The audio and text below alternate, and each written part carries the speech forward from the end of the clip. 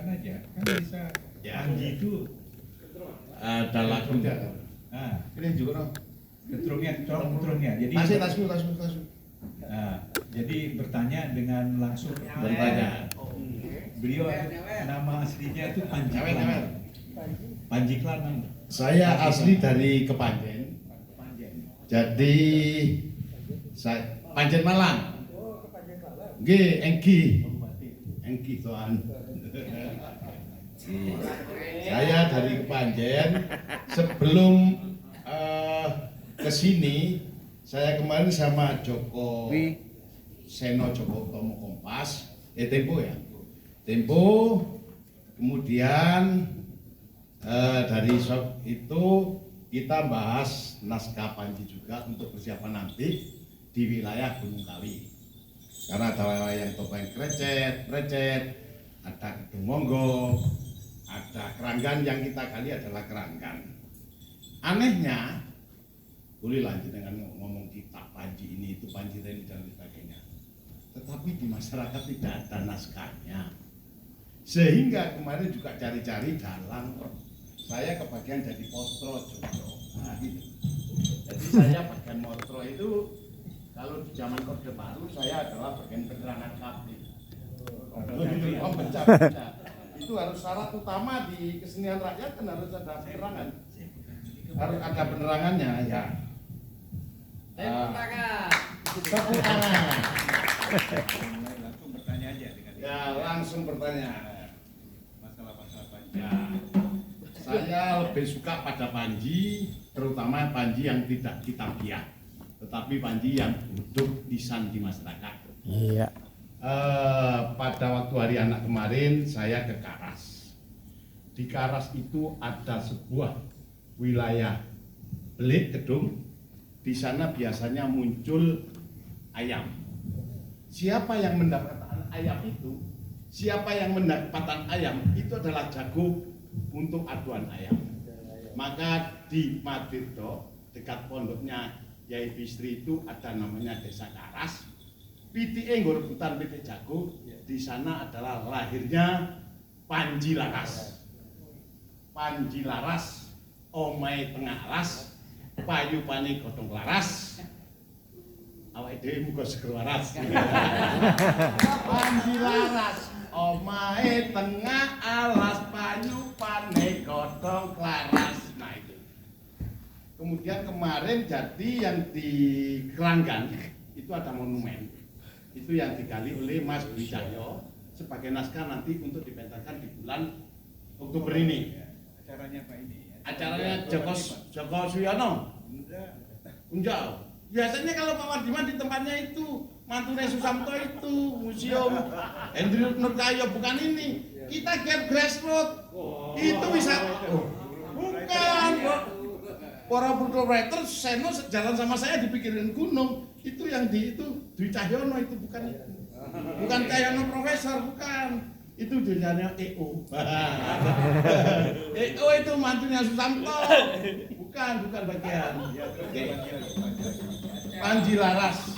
Kenapa saya konservasi? Saya kalau tadi ada Panji dari lautan saya kurang setuju. Dari Pantura kurang setuju. Atau Panca Utara itu kurang setuju. Karena Panji itu lahir di pedalaman di Gunung Kawi sebagai Gunung Ngawiti, Kawitan ya. Di dekat desa saya itu ada Kali Berantas. Etan Berantas itu nggone Jenggolo, Kulon Berantas nggone Inukar. Daha itu jenenge Condro Kirono. Nah gitu. Jacetan kali. Kenapa di desa Panjen itu juga dulu bupatinya adalah Panji Pulang Jiwo dari Sumenep. Nah itu loh. Kemudian di desa timur lagi ada daerah Rawan atau Ngerawan atau Urawan. Titiknya itu. Jadi Panji itu lahir di Malang. Saya tahu KTP-nya. KTP-nya saya bawa. Panji itu. Makanya kekuatan kosmis kalau di daerah Panjen dan sekitarnya itu laki-laki, yo kekuatan apa maksud sing lanang Panji Asmoro Bangun, nek Kulon Kali, Kediri, Blitar dan sebagainya itu kekuatan wedok. Maka di sana adalah ada yang namanya Condro Kirono, kasarannya juga ada apa? Totok kerot pedal werdi. Totok kerot pedal werdi itu sakjane asline perempuan palsu, perempuan yang lebih cantik dari biasanya. Yang glowing itu adalah perempuan palsu. Makanya di sana jadi perempuan nggak usah glowing, ben asli seperti rasanya Bung. Cerita bahwa kalau saya kemarin mau cerita, nanti malam saya mau cerita tentang kelenting kuning. Sekarang, loh katanya 20 menit. Bayaran enggak kamu ini adalah kalau tadi kan Panji Laras, Omai Tengah Alas itu. Sekarang ceritanya, tadi belum bertanya saya, bahwa di masyarakat secara akademis seminar begini memang yang digarap adalah teks kitabia. Di masyarakat tidak ada, sehingga dalangnya goyo golek-golek cerita sing rodok masuk akal, dipaksa-paksakan. Tidak ada penyamarataan di sana gagrak, baik topeng, yang ada biasanya tari. Kemudian untuk cerita tidak ada sama sekali. Barangkali gagrak si Gunung Kawi, gagrak Prakis, Tumpang, gagrak Malang atau gagrak wilayah-wilayah itu beda, baik bentuk topeng, suluannya dan lain sebagainya. Rasane beda. Makanya dari itu walaupun berbeda tetap satu, Bhinneka Tunggal Ika, Tandhana Dharma Mangruwa. Karena nek ana mangruwa golongan ikan sir. Jadi lobang itu tidak boleh mendua. Satu. Nah, karena di sini adalah bahwa di dalam laku Trito Panji iki kuncine siji. Sejatine untuk menyelesaikan persoalan satu cuma satu, sodo lanang. Nah, sodo lanang itu.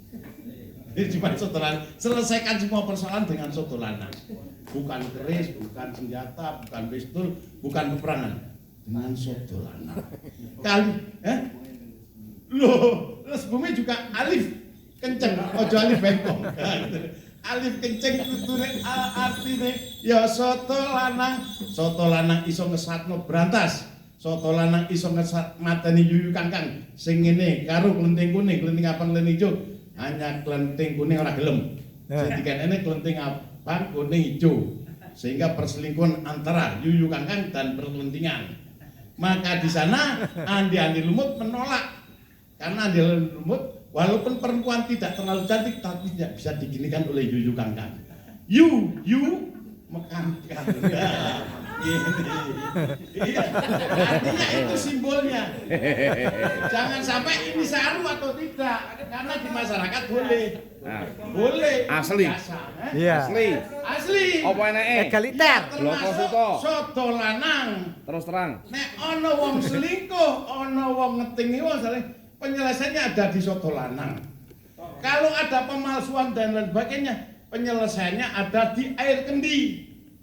Air kendi itu trut. Ini air kendi. Pemalsuan identitas bangsa selesaikan dengan air kendi. Kendi Pedulot termasuk membagi antara Dioho dan Jenggolo itu pakai kendi. Kendi. Makanya kendi itu didengar dengan soto lanang. Tawar di mana? Soto lanang gitu. Sehat. Oh ya, kalau soto lanang itu kalau di Madura namanya jamu tongkat Aldi lah ya.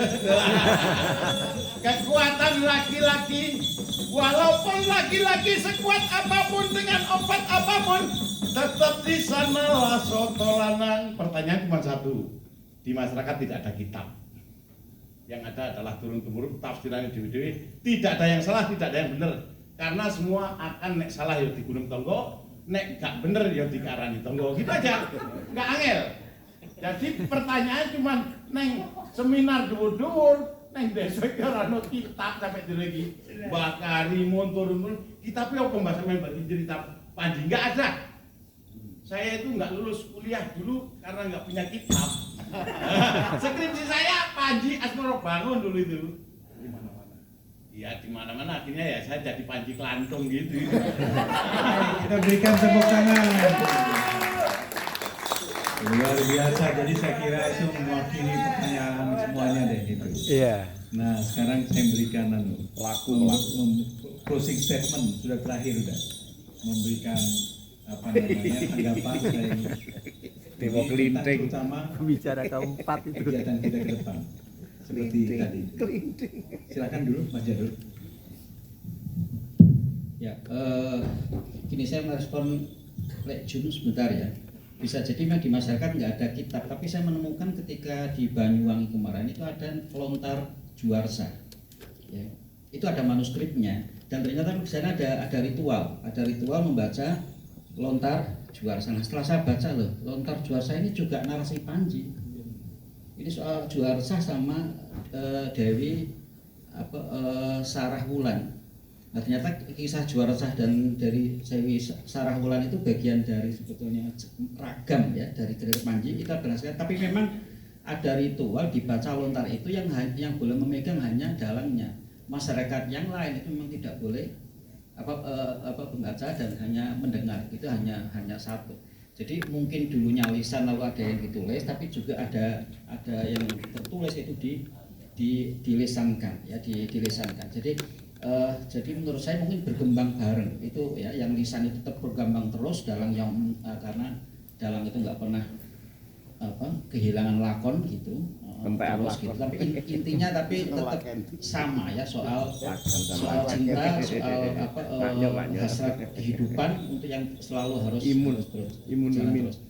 Nah, ini menarik ya, karena tema Panji ini ya saya usulkan di PBNU itu, dan kemudian ya kemarin kan acara itu semua Panji, semua yang paling konsisten itu ya, di dalam gedung itu pagi itu pagelaran di hadapan Pak Presiden, keluar ada pameran Panji, malamnya gala dinner itu juga ada tari Panji dari teman-teman Malang gitu ya.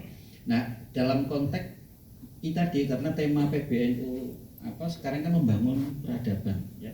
Kalau ada muktamar fikih peradaban, mereka membangun jaringan R20 ya dunia, yang terakhir ini kan Asia. Nah, yang kami lihat di Los Bumi ini bicara peradaban, tapi landasan kebudayaannya yang sebenarnya sudah mengakar di masyarakat, sudah berjalan itu belum ada. Lalu tema Panji ini kita usulkan untuk menjadi salah satu landasan dari ketika kita bicara membangun peradaban itu mesti ada dasarnya, ada fondasinya, dan yang saya ajukan adalah Panji, karena studi ini memang ternyata menjadi landasan peradaban dari Asia Tenggara itu. Nah, tadi malam saya berbincang dengan Gus Ulil Absar Abdallah, resmi beliau mengatakan, Mas Jadul, ini nanti kan fikih peradaban ini tahun depan akan ada lagi terus ini halakoh fikih peradaban gitu. Nah, saya pingin nggak tahu dampak darinya atau tidak gitu, untuk ke depan itu saya butuh bantuan untuk bagaimana tema-tema dari akar budaya itu bisa masuk di dalam kerangka fikih peradaban itu gitu. Nah, jadi ini menjadi satu satu ke depan yang sedang kita pikirkan ini. Jadi ini soal bagaimana landasan ya kebudayaan menjadi satu dasar untuk membangun peradaban ke depan itu, yang mulai bisa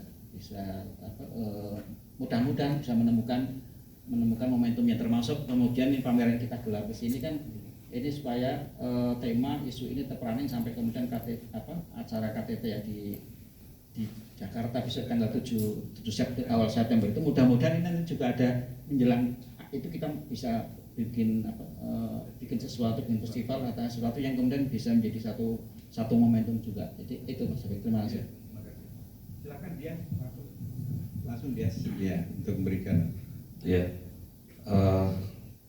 dari saya begini, percaya atau tidak, kalau dalam bahasa ini adalah disebut dengan mestakung, tapi saya sering mengaitkan kepada satu hal mengenai Candra-Sengkolo dan Jongko. Dalam Jongko dalam kaitan dengan Candra-Sengkolo adalah saat ini di dalam dekade ini kita ini sedang ada dalam Candra-Sengkolo yang namanya sastro. Ya, sekarang contohnya tahun 1956 Wisaya Sastro Amiko Bawono. Nah, artinya angka 5 ini adalah satu dekade, 51 sampai 59, dan nanti 60 berubah menjadi angka 6. saya melihat ada kebangkitan tentang kesusastraan dalam 10 tahun terakhir ini. Sekarang kita masuk ke 1957 ya, tahun Jawanya itu. Kita masih punya waktu 3 tahun lagi untuk membangkitkan sastra. Dan kami kebetulan, saya ikut di dalam Kongres Aksara-Aksara Nusantara, yang mana hari ini teman-teman pegiat Aksara Nusantara sudah bisa berbangga hati, sudah bisa menunjukkan dirinya. Karena Aksara Nusantara sekarang sudah terbuka, terpublikasi, dipelajari, dan 8 diantaranya sudah diakui di Unicode. Sudah menjadi aksara digital. Sekarang kaitannya dengan Panji adalah Panji itu ditulis menggunakan, kalau yang dengan kitab Mbah Jum ya, yang ditulis di dalam sastra dan kitab-kitab itu, kita perlu mengkontekstualisasikan, kita perlu mengalih mediakan supaya Panji terus relevan di setiap zaman. Kami adalah generasi modern, kami adalah generasi digital, maka kami berharap dan kami ingin terus para sesepuh-sesepuh, para senior-senior Panji terus memberikan masukan kepada kami bagaimana caranya kami generasi muda bisa melanjutkan baik substansinya, baik artefaknya atau apapun tentang Panji bisa masuk di dunia kami mulai hari ini sampai ke masa depan melalui digitalisasi itu. Karena aksara-aksara yang berkaitan dengan kepanjen, dengan kasus sastraan tadi, insya Allah 2, 3 atau mudah-mudahan paling lama 5 tahun ke depan, baik gadget, laptop atau apapun sudah kami usulkan untuk bisa masuk ke dalam perangkat-perangkat tersebut melalui keyboard Aksara Nusantara, sehingga kelestarian sastra ini bisa terus berlanjut di media yang akan dipijaki dan digunakan oleh anak muda di masa depan. Sekian dari saya. Ini inisiatif yang bagus sekali, tetapi pengalaman saya Pak, ada ratusan naskah Pak. Jadi mungkin dikumpulkan beberapa pakar kita dari NU untuk mencari naskah yang relevan, lalu kita bangkitkan lagi, kita cetak lagi dan sebagainya. Jadi cari beasiswanya nanti kita carilah dari Dikbud atau dari mana. Ya, karena diperlukan Pak, banyak orang untuk meneliti naskah-naskah yang banyak itu. Ya. Tentang festival Pak, boleh tanya Pak tentang festival ini, kira-kira Les Bumi bisa dilibatkan di mana? Jadi begini, tadi Dikbud setiap 5 tahun mengadakan festival internasional atau festival ASEAN, mengundang seluruh ASEAN yang sekarang baru 8 yang hadir ke Jogja, Solo, Kediri, Surabaya dan Malang. Utamanya adalah pagelaran oleh ASEAN, itu utamanya. Tetapi di dalam setiap kabupaten akan ada acara-acara lokal. Nah, di sana mungkin nanti kita lihat acara-acara lokal di mana Les Bumi bisa ikut. Ada. Tadi satu acara yang belum dipikirkan oleh kita, oleh Dikbud adalah pameran. Jadi langsung secara spontan Pak Razir, saya sumbang satu pameran. Terima kasih Pak Razir. Ya, bersama Les Bumi.